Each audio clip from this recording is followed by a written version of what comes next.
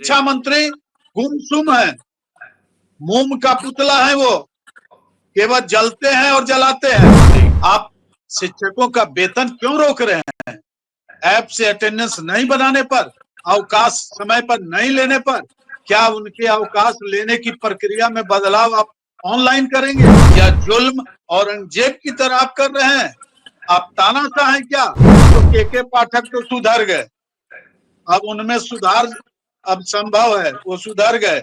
अब ये तानाशाह बने हुए हैं। ये सिद्धार्थ महोदय भ्रष्टाचार का केंद्र है, ये पदाधिकारियों के कार्यालय। नमस्कार, NBC 24 देख रहे हैं आप, मैं हूं आपके साथ अभिषेक। देखिए, शिक्षकों को देखते हुए शिक्षा विभाग का बड़ा कार्रवाई देखने को मिल रहा है। ऐसे में देखिए, एब्सेंट करने वाले शिक्षकों का वेतन रोक दिया गया है। मामला जो है शिक्षा कोष ऐप से जुड़ा है। ऐसे में शिक्षक लगातार इसका विरोध कर रहे हैं, शिक्षक संघ भी इसका लगातार विरोध कर रहा है और ऐसे में शिक्षा कोष ऐप पर अविलंब रोक लगाने की मांगे हो रही है। शिक्षकों के द्वारा यह आरोप लगाया जा रहा है जिस तरीके से शिक्षा कोष ऐप जो है शिक्षकों को प्रताड़ित कर रहा है, परेशान कर रहा है। ऐसे में सरकार अवकाश देते नहीं है और शिक्षक जब अवकाश लेते हैं तो उनका वेतन रोक दिया जाता है। ऐसे में कई सारे सवाल उठ रहे हैं और ऐसे में कहीं ना कहीं सवाल उठना भी लाजमी है कि किस तरीके से शिक्षकों का वेतन आखिरकार क्यों रोका जा रहा है। ऐसे में बात करने के लिए अखिल भारतीय शिक्षक संघ के राष्ट्रीय संयुक्त सचिव शैलेंद्र शर्मा और सैलू हैं, जुड़ेंगे, बात करेंगे। शैलेंद्र जी, देखिए, जिस तरीके से खबरें आज इसको देखते हुए बताया जा रहा है कि 486 स्कूलों के शिक्षकों पर कार्रवाई हुई है, 589 शिक्षकों का वेतन रोक दिया गया। ऐसे में कैसे देख रहे हैं इसको शैलेंद्र शर्मा? जुल्म और दास्तां की सीमा पार कर गई है। बुद्धिजीवियों के बीच खौफ पैदा करने के लिए यह सब कार्रवाई चल रही है। क्या इससे गुणात्मक शिक्षा में बदलाव आ जाएगा? क्या इसमें गुणवत्तापूर्ण शिक्षा में और बढ़ोतरी हो जाएगी? क्या शिक्षकों को हरास करना, शिक्षकों पर तानाशाही करना, शिक्षकों पर तालिबानी आदेश करना बंद कर दें जी। और माननीय सर्वोच्च न्यायालय के दिए गए निर्देशों का अक्षरशः पालन करें। शिक्षा विभाग के पदाधिकारियों को चेतावनी है, शिक्षकों के भविष्य के साथ और उनके परिवार के भविष्य के साथ खिलवाड़ ना करें। ये शिक्षकों का वेतन नहीं है, ये उनके परिवार समेत माता पिता का भरण पोषण करने का एक माध्यम है, साधन है, जो उनके पारिश्रमिक से मिलता है। आप शिक्षकों का वेतन क्यों रोक रहे हैं? ऐप से अटेंडेंस नहीं बनाने पर, अवकाश समय पर नहीं लेने पर, क्या उनके अवकाश लेने की प्रक्रिया में बदलाव आप ऑनलाइन करेंगे? आप प्रखंड शिक्षा पदाधिकारी के माध्यम से पहुंचाएंगे संबंधित अधिकारी को। प्रधानाध्यापकों को सारा अधिकार दीजिए, उपस्थिति की जिम्मेवारी या अवकाश स्वीकृत करने की जिम्मेवारी या वेतन भुगतान करने की जिम्मेवारी पहले की तरह निकासी विपणन पदाधिकारी के रूप में प्रधानाध्यापक को करें या उस प्रखंड के सबसे वरीय प्रधानाध्यापक हैं उनको जिम्मेवारी दीजिए। आपको कोई अधिकार नहीं है शिक्षकों के वेतन रोकने का। या जुल्म औरंगजेब की तरह आप कर रहे हैं? आप तानाशाह हैं क्या? आप शिक्षकों के बीच में आए हैं शिक्षा को एक सुचारू रूप से एक दिशा निर्देश देने का। शिक्षकों के शैलेंद्र शर्मा जी, ये तानाशाह कौन है? आखिरकार इशारा आपका किसकी तरफ है? तानाशाह आप किसको कह रहे हैं? एक पहले गए मुख्यमंत्री जी, नंबर 1 में उन्हीं का नाम है, क्योंकि इन पदाधिकारियों को तानाशाह बनाने में उन्हीं का श्रेय है। और शिक्षा मंत्री गुमसुम है, मोम का पुतला है, वो केवल जलते हैं और जलाते हैं, इनका कोई काम नहीं है। और इनके नीचे के जो मुख्यमंत्री के सलाहकार हैं श्री एस सिद्धार्थ जी, और पहले के पाठक को लाए थे सुधार के लिए, तो के पाठक तो सुधर गए, अब उनमें सुधार अब संभव है, वो सुधर गए।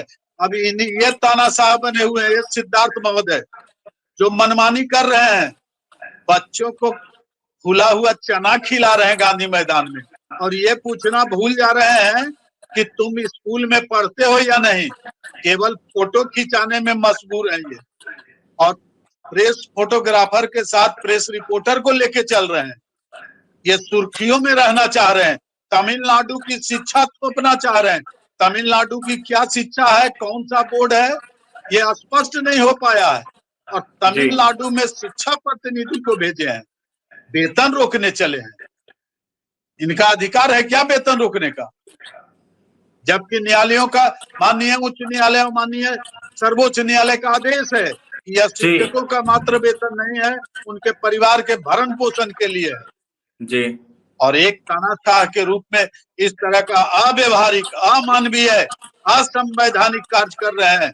इनके खिलाफ शिक्षक चुप क्यों है यह पता नहीं चलता है। शिक्षकों की समस्याओं का राजनीतिकरण हो गया है, प्लस शिक्षकों का भी राजनीतिकरण हो गया है और ये राजनीतिज्ञों के कठपुतली हो गए हैं। अभी प्राथमिक शिक्षक संघ ने कहा है कि ये जो ऑनलाइन अटेंडेंस है इसको बंद कीजिए, अन्यथा आंदोलन होगा। और वो प्राथमिक शिक्षक संघ आंदोलन करेगा, माध्यमिक शिक्षक संघ की तरह मूक और मौन और राजनीति नहीं करेगा। जी, लगातार शिक्षक विरोध कर रहे जिस तरीके से शैलेंद्र जी, अब जाकर आप लोग क्या कीजिएगा? क्या शिक्षकों के साथ सड़कों पर उतरिएगा या फिर ऐसे ही शांत रह जाइएगा आप लोग? शिक्षकों को अभी आंदोलन के लिए हम प्रेरित कर रहे हैं, बशर्ते कि वो एकजुट हो जाएं। लेकिन टुकड़े टुकड़े में बांट दिया है वर्तमान सरकार ने। 5-6 तरह के शिक्षक हो गए हैं और शिक्षकों में भी संवर्ग उपवर्ग में बट गया। TRE 1, TRE 2, झगड़ा है कौन सीनियर कौन जूनियर। अब TRE 3 में क्या होता है, सक्षमता 1 और 2, इसमें भी क्या होने जा रहा है, शिक्षक आपस में बटे हुए हैं, नियोजित वो भी आपस में बटे हुए हैं। देखिए आगे आगे होता है क्या। ये सरकार के साथ कुछ ऐसे संघ हैं जो सुर और ताल मिला के उनके साथ चल रहे हैं, ताल में ताल मिलाकर जी, और दोनों के सिद्धांत एक हैं। और जिन जिन संघों के राजनीतिज्ञ नेता हैं, राजनीतिक दल के सदस्य हैं, उन्हीं संघों के चपेट में सारे शिक्षक आ गए हैं और ये सुनामी रूप ले चुका है। ऐसे शिक्षक संघों का बहिष्कार करें और लग रहा है कि भविष्य में अब शिक्षकों का संघ नहीं बन पाएगा, क्योंकि एक मत नहीं है, एकजुट नहीं है और इनकी समस्याओं में और वृद्धि होने जा रही है। जब शिक्षकों का स्थानांतरण अभी होगा और उसमें भी क्या क्या क्राइटेरिया है, पदोन्नति या प्रोन्नति तो समाप्त हो गया, अब वेतन के लाले होंगे क्योंकि इनके पास पैसा नहीं है जी। और सबसे बड़े लाले होंगे नियोजित शिक्षकों का, जो 16 साल से है, 17 साल से जिनकी सेवा हो गई है, उन पर अभी गाज गिरने जा रहा है। सरकार की नीयत ठीक नहीं है शिक्षा के क्षेत्र में और शिक्षक को गर्त में, शिक्षा को और शिक्षक को और समाज को, एक तबके के लोगों को, किसानों को, मजदूरों के बच्चे को, अल्प वेतन भोगियों के बच्चे को और इन लोगों को गर्त में मिलाने जा रहा है और इनकी हालात और भविष्य में खराब होने जा रही है। क्योंकि गरीब तबके के लोगों के बच्चे पढ़ते हैं, इनके बच्चे थोड़े पढ़ते हैं IAS IPS के और मंत्री के। इनके बच्चे तो प्राइवेट स्कूलों में, प्राइवेट स्कूल को क्यों नहीं चेक करते हैं? अभी जो स्थिति बनी हुई है, गरीब बच्चों का 400 रुपया लगता है एडमिशन में जी, बोलिए 450 रुपया, 350 रुपया बोर्ड लेती है और साइबर कैफे वाला केवल एडमिशन के लिए उनको पैसा जमा कीजिए और बदले में मासिक परीक्षा ले रहे हैं। क्या परीक्षा हो रहा है? हम लोग लेते थे अर्धवार्षिक और वार्षिक, अब किस तरीके की त्रैमासिक भी नहीं, अब महीने महीने। शैलेंद्र जी, किस तरीके की सुधार की मांग करेंगे शिक्षक उसको आपको देखते हुए आप लोग? सबसे पहले ऑनलाइन जो अटेंडेंस है उसको बंद करें। बाढ़ग्रस्त क्षेत्रों में जो शिक्षक है, बाढ़ग्रस्त क्षेत्र घोषित है उसमें अवकाश घोषित करें और जो सूखा क्षेत्र है उसमें ग्रीष्म अवकाश करें। ये सारी गतिविधियां और जो अवकाश के साथ छेड़छाड़ किया गया है और जितने भी समयकालीन जो जितने भी समय सारणी है 10 से 4 बजे, माननीय मुख्यमंत्री को नहीं दिखाई पड़ रहा है क्या कि मेरी घोषणा भी रद्दी टोकरी में रख दी गई? इन जी भारतीय प्रशासनिक सेवा के पदाधिकारियों के द्वारा। इनका तबादला होना चाहिए और इन पर मुख्यमंत्री के आदेश का पालन नहीं किए हैं, इस पर इन पर कार्रवाई होनी चाहिए। इनका वेतन रुकना चाहिए, तमाम शिक्षा पदाधिकारियों का वेतन रुकना चाहिए, चाहे वो निदेशक हो, एसीएस हो, जिला शिक्षा पदाधिकारी हो, प्रखंड, चूंकि भ्रष्टाचार का केंद्र है ये पदाधिकारियों के कार्यालय। देखिए इसका भ्रष्टाचार, इस पर पहले जांच होनी चाहिए। देखिए जांच की मांग कर रहे शैलेंद्र शर्मा और सेलू। ऐसे में शिक्षक नेता शैलेंद्र शर्मा ने यह साफ कहा है कि जिस तरीके से इन अधिकारियों के द्वारा शिक्षकों के साथ जो हाल किया जा रहा है, इसको लेकर पहले पदाधिकारियों पर कार्रवाई करनी चाहिए नीतीश कुमार को। इसको साथ ही देखा जाए तो एसीएस सिद्धार्थ पर काफी ज्यादा हमलावर थे।